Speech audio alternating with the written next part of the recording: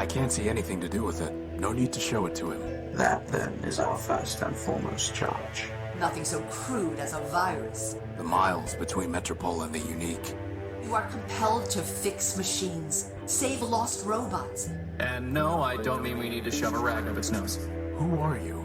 My new friend, freed from the crushing weight of Metropole. Well, now that we got those blast doors open, we've just got to figure out how to get Factor's attention, right, boss? What do you want for it? I've scraped off the rust. The truth is that repairing it was never impossible. It's a storage chip with a data port on it. It belongs to Oswald. Do not rush to judgment. If only.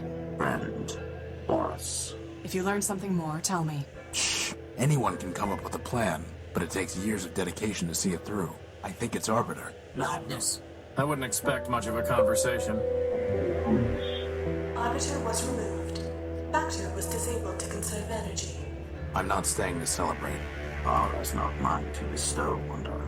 The wind and sand has already scoured it pretty thoroughly. There's no port. You'd let her hide behind the law? The telescope deck, probably my favorite background in the whole game. It's the first one I ever designed for Primordia when I was doing pre-production sketches and getting thumbnails done for some of the places I wanted to show in the games and stuff.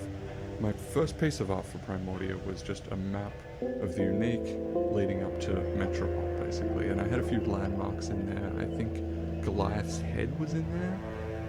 That was just an idea I came up with while sketching this map thing. I'm like, oh, I'll do a buried robot and put it in there. And I think Mark kind of worked from that and created basically the whole Goliath area, which is has some of my favorite backgrounds in the game. So that was really a good way to go.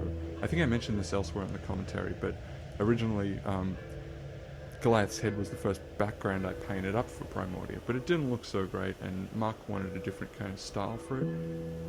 And that's how we got the current design there, which I really like. It turned out way better than the first one I had, so that was a definite win there.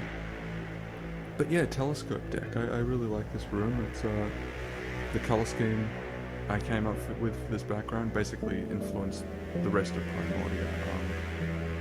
I really want to keep the color palette for Primordia pretty, like, I'll say cohesive. A lot of people will probably say samey or boring or dull or whatever. But yeah, I just liked sepia tones and stuff, and that kind of color scheme of corroded copper, deck plating, and kind of a rusty sky, grey clouds. Just, I don't know, worked for me, and I used it in a lot of other places. As you journey through the game, the color palette shifts quite a lot depending on the mood and where you're at and stuff, but it kind of sticks to the same thing. I guess that might come from the fact that I've been illustrating for years and years, and really only got into game graphics recently. I did concept art for games for a couple of years before Primordia, but I'm kind of new with the whole game graphics thing, and when I kind of think of Primordia as a painting.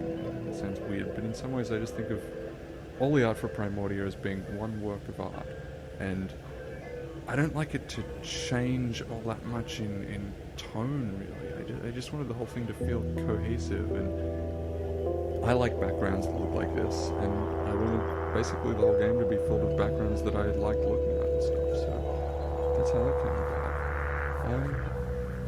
I'm going to talk a bit about Crispin here, because I'm not sure where else to do it, so, yeah. Crispin's sprite design, character design, or whatever, has been around for a long, long time, I think. It was maybe the third or fourth robot I drew for Primordia.